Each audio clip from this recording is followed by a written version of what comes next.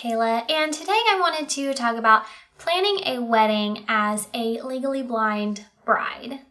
I got married last October, so it hasn't quite been a year yet. And weddings are very visual events, so that can kind of be tricky to plan one when you can't see. So I just wanted to talk about my experiences planning a wedding and maybe offer some tips or advice to other fellow visually impaired people who may be planning a wedding of their own. So my first piece of advice would be, let people help you. You're going to need help, so don't be afraid to ask for it. I got a lot of help from my husband. He's a graphic designer, so he's very into how things look and making sure everything matches and making sure everything looks cohesive. So he was very involved in the wedding planning process. Not every groom will want to be or will be good at it, but that's okay. You can get help from anybody, your mom, your sister, your friends, your bridesmaids, your future mother-in-law, anyone. I got help from all those people as well as my husband. So my first step of wedding planning was to pick an overall style of the wedding. I wanted a very classic wedding, and I wanted it to be very fairy tale-esque, is what I called it. I wanted to be a princess, and I wanted it to be very elegant. I didn't want anything like trendy or shabby chic or like anything barn wedding-y. Just wasn't my thing. So in deciding on an overall style of the wedding, it was helpful because when other people were helping me pick out things, they were helping me pick out things that fit the overall style of the wedding, so everything looked cohesive and looked like it went together. Then the next step was to pick a venue. So what I did is I looked online at wedding websites. There's a million of them. The Knot, Wedding Wire, all of those things. And I filtered venues by location because I knew I wanted to get married near where I live. And then since it's hard for me to see pictures online, I went through and I read the descriptions of the venues to see if it sounded like something that I was interested in. And then if the description sounded good, I would go and look at the other specs, like how many people it held and if you could bring in your own catering and how much it was and all the things like that. So then once I had a narrowed down list, my husband came in and looked at the pictures of the venues and described them to me because sometimes the pictures didn't always look like how the venue described it. And then he also gave his opinion on which venues he liked the look of. And then we narrowed it down to 5 to go see in person. And seeing them in person was really helpful for me because I could kind of see things in person way better than I can see them in pictures, and I can just get an overall feel for the place.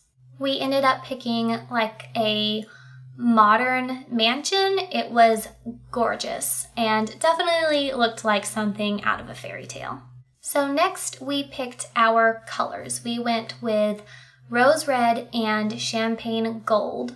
And since my color vision isn't really the best, and it's hard for me to especially differentiate between different shades of colors, like I can barely tell the difference between fire truck red and wine red. So what we did is me and my husband went to Hobby Lobby and looked at the fabrics for red and gold and picked out which shade we wanted and had a square of that fabric cut for us. So when I went to meet with vendors or buy things or pick out my bridesmaids' dresses, I always had those color swatches so I could just hand them to whoever and have them match the colors to make sure that we didn't end up with 5,000 different shades of red and gold and everything matched. Okay, so the next part is dress shopping, everyone's favorite. So I went dress shopping with my mom, my sister, and my grandma. So I had kind of like a little posse. So I had an idea kind of what I wanted and what I didn't want, but I was open-minded to trying on different things. So we would go to a dress shop and the sales lady and my posse would help pick out dresses that were what I liked or that they thought would look good on me. And then I would pick out dresses to try on too, because I could go down the rack and feel the dresses and kind of feel their shape and the beading and the lace and everything like that, so I could kind of get a pretty good idea of what they looked like. So when I tried on dresses, I could kind of see what I looked like in them, but I was more concerned about how I felt in them. If I felt comfortable and if I felt beautiful and felt like it was the one. And I had my posse there to help me out and help describe the dresses and point things out to me that I may have not noticed, like if the lace looked kind of old lady-ish or if the dress was actually champagne and not white, things like that. So at the 10th dress store, I finally picked out my dress and found the one. It was a ball gown and it was strapless and had a sweetheart neckline, and the bodice was really beaded and sparkly, and it was over the top of lace, and then the bottom was a full skirt that was just solid organza, so it didn't have lace or beading at the bottom, which wasn't really what I had in mind, but I loved this dress. I loved the organza because it was soft and it was like kind of shiny and it was super princessy. Okay, so now let's talk hair and makeup. I've been getting my hair cut by the same lady since I was 12, and she's done my hair and makeup for 3 proms, so I really trust her. I know that she does a great job. So I didn't have pictures of what I wanted my hair and makeup to look like because I can't really see pictures. So I just had to describe to her what I wanted and trust that she would do a good job. So I just told her that I wanted a natural makeup but wanted to look princessy, and showed her a picture of my dress and our wedding colors. And then for my hair, I just told her I wanted big curls, but I wanted them defined. I didn't want them like messy or loose, and I wanted it swooped to the side.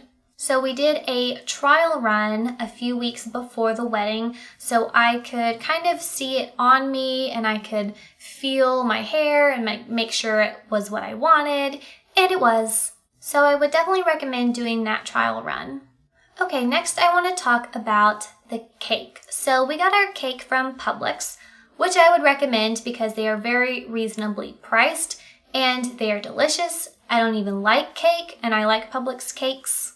So we went in and they had like 4 display cakes. I'm not really sure what they were, maybe cardboard that had been iced, but the icing had hardened so you could touch them. I don't think you're supposed to touch them, but I did.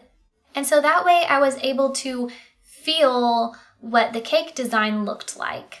And they were under spotlights, so I could kind of see them. And there was one that I liked, so I just picked that cake design. Now, I could have had somebody look at 2,000 pictures of wedding cakes on Pinterest and describe them to me, but since I liked that one, it was just easy, so I just went with that. But minus the cake, there were a ton of things I needed people to help me look for online because I can't really see pictures, and I really tried to get as much as I could from a store in person so I could touch it and kind of see it, but your options are very limited in stores. So there were a lot of things I needed online. Things like my accessories and decor, candles, centerpieces, a guest book, a cake stand, a cake topper.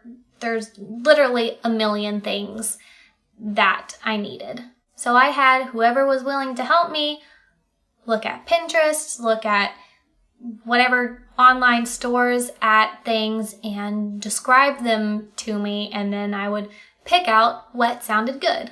And for most things, I did kind of have an idea in my head of what I wanted, so that made it a lot easier for them to help me look.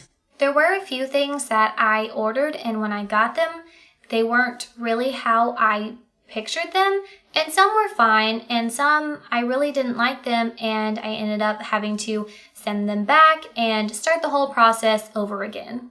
And that was kind of frustrating, but I guess that's just blind life. Things don't always end up looking how you picture them in your head. And my husband helped me look for a lot of things online. He helped me look for my garter, which I wasn't really happy about because I was like, no, the groom isn't supposed to see the garter before the wedding, but I needed his help, and that's just what we had to do. And there are some things that it's perfectly okay to just not care about. For example, my cake serving set. I was like, I don't care what it looks like. I don't care to have 50 pictures of cake serving sets described to me. Someone just pick something. It's whatever. It doesn't matter. And same thing with my sister, who was my maid of honor. I picked out her dress and she asked me what shoes and jewelry she should wear and how she should wear her hair and makeup. And I was like, I don't care. Do what you want. Do what you think will look good. I'm sure it'll be fine. And even though I needed a lot of help with things, there were plenty of things that I could do on my own without eyes. I researched all of our vendors, so the DJ, the caterer, the wedding coordinator, the florist, all of those people, and read reviews, looked at their pricing, emailed them, talked with them, and set up appointments. I picked out all of the music for the ceremony and the cocktail hour and the reception, and I kept a spreadsheet of our budget and kept track of everything that we were spending and how much we had left to spend on other things, and a ton of other stuff that I'm not going to go into because I don't want this video to be an hour long. But just know that there are a ton of things that you can do without help and without eyes. Also, another piece of advice I have is to trust the opinion and advice of professionals. For example, my florist. I wanted for my flowers red and white roses, and she suggested to add in pink roses to kind of break up the harsh contrast between the red and the white. And pink wasn't one of our wedding colors, but I liked pink and I trusted her opinion, one, because she can see, and two, because that's her job. So I said, yeah, sure, do that. And I loved my flowers. They looked so good with the pink roses added in there. So it was a great tip, and I'm glad I took her advice.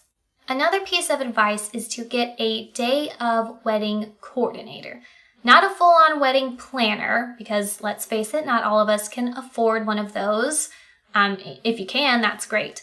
But a day of wedding coordinator makes sure everything runs smoothly the day of the wedding. You tell them all of the ins and outs of the wedding, and then they pretty much take care of everything. They help set up decorations. They make sure all of your vendors are on time and doing what they're supposed to do, and pretty much just they take care of everything. Would highly recommend for anyone, whether you can see or not. And my last piece of advice is not to be afraid to do things differently to accommodate your vision impairment. Whatever that may be, if that's not typically how weddings go or whatever, it doesn't matter. It's your wedding and you should do whatever you want to do and what makes you more comfortable. For example, some people thought my wedding was at an odd time. We got married at 4:30 on a Saturday, but I wanted that time because I wanted it to still be daylight during the ceremony. Our wedding was inside, but there were a lot of windows, and I wanted good lighting so I could see my wedding and I could see my husband's face when we said our vows. That's what I wanted, so that's what I did. And the lighting in the reception, the lights were probably a little bit brighter than most people would have them, but whatever. I wanted to be able to see, and it still was like good mood lighting. It wasn't like fluorescent lighting, but if you want fluorescent lighting, if you want bright lights so you can see, do it. Or if you want it super dark because the lights hurt your eyes, then do that. Do whatever you want. It's your wedding. Okay, so that's about all I have for you today. My wedding turned out beautifully. It was a fairy tale and it was amazing. I hope y'all enjoyed this video. And if you're visually impaired, I hope this helped you. When I was planning my wedding, I couldn't find anything on this topic, so now there's something out there. If you have any questions, don't hesitate to leave those in the comments below. Also, if you have any tips, feel free to leave those in the comments below as well. And make sure you subscribe to my channel to keep up with new videos that I'm posting, and I will see you next time.